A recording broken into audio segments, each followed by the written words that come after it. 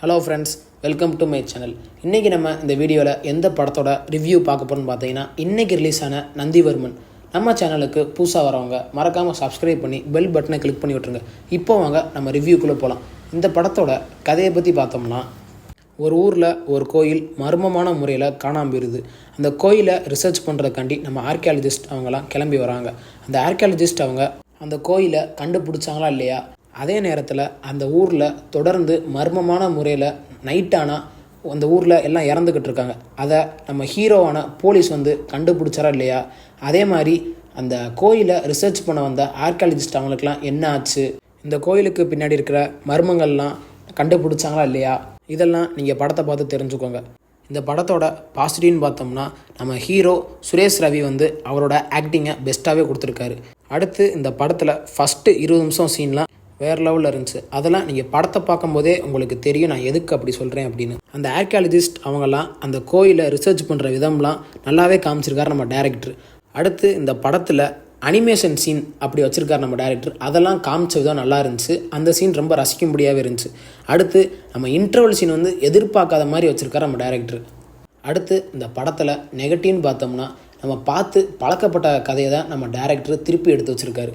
For example, நம்ம சிபிராஜ் நடித்த மாயவன் படம் பார்த்துருப்பீங்க. அந்த படம் மாதிரியே தான் இந்த படமும் போகுது. என்ன, அந்த படம் ரொம்ப நல்லாயிருக்கும், இந்த படம் ஓரளவுக்கு மீடியமாக தான் இருக்குது. ஒரு மிஸ்ட்ரி த்ரில்லர் மூவியை எப்படி கொண்டு போய் முடிக்கணுமோ அது மாதிரி முடிக்காமல் நம்ம டேரக்டர் கமர்ஷியலாக கொண்டு போய் முடிச்சிருக்காரு. ஏன்னா தேவையில்லாத இடத்துல தேவையில்லாத சீன்லாம் வச்சு நம்ம டேரக்டர் நம்மளை ஏண்டா இந்த படத்தை பார்த்தோம் அப்படின்னு ஆக்கிட்டார். அந்த சிலை கடத்துகிற சீன்லாம் இந்த படத்துக்கு தேவையே இல்லை. ஆனால் அதை நம்ம டேரக்டர் வச்சது இந்த படத்துக்கு ரொம்ப அடினே சொல்லலாம். அடுத்து நம்ம ஹீரோ இன்வெஸ்டிகேஷன் பண்ணுற பாதி சீன்லாம் பார்க்கவே முடியாது, ஏன்னா அவ்வளோ மோசமாக இருக்கும். செகண்ட் ஹாஃபில் வில்லத்தனத்தெல்லாம் ரொம்பவே சொதப்பி வச்சுருக்காரு நம்ம டேரக்டர். அதெல்லாம் இன்னும் கொஞ்சம் நல்லாவே பண்ணியிருக்கலாம். அதை நம்ம டேரக்டர் இந்த இடத்துல கோட்டை விட்டார். அடுத்து தேவையில்லாத ஃபைட் சீனு, தேவையில்லாத லவ் சீனு அதெல்லாம் வச்சு நம்ம டேரக்டர் இந்த படத்தை எவ்வளோக்கு அடி வாங்க வைக்க முடியுமோ அவ்வளோக்கு நம்ம டேரக்டர் அடி வாங்க வச்சிட்டார். நான் எதுக்கு அப்படி சொல்கிறேன்னு படம் பார்க்கும்போது உங்களுக்கே தெரியும். நல்லா ஃபஸ்ட் ஹாஃபில் போயிட்டு இருந்ததை தேவையில்லாமல் நான் ஆக்ஷன் சீனு கொண்டு வரேன், காமெடி சீனு கொண்டு வரேன் அப்படின்னு தேவையில்லாமல் கொண்டு வந்து இந்த படத்தை நம்ம ஏண்டா பார்த்தோம் அப்படின்னு ஆக்க வச்சிட்டார் நம்ம டேரக்டர். ஒரு நல்ல கதையை நல்லா எழுதியிருந்தாலும் அதை எடுத்த விதம் ரொம்ப மோசமாகவே இருக்குது. ஃபஸ்ட் ஹாஃப் மாதிரியே நல்லா விறுவிறுப்பாக கொண்டு போயிருந்தால் இந்த படம் ஒரு நல்ல படமாகவே அமைஞ்சிருக்கும். ஆனால் அதை நம்ம டேரக்டர் இன்னும் கொஞ்சம் கவனம் எடுத்து பண்ணியிருக்கலாம். மற்றபடி இந்த படத்தில் சினிமாட்டோகிராஃபர் அவரோட வேலையை நல்லா பெர்ஃபெக்டாகவே பண்ணியிருக்காரு.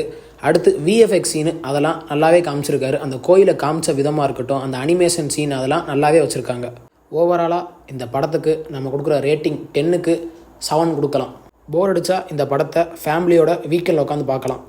இந்த வீடியோ உங்களுக்கு பிடிச்சிருந்தா மறக்காமல் நம்ம டீம்ஸ் சேனலை சப்ஸ்கிரைப் பண்ணி பெல் பட்டனை கிளிக் பண்ணி விட்ருங்க. தேங்க்யூ ஃபார் வாட்சிங் திஸ் வீடியோ.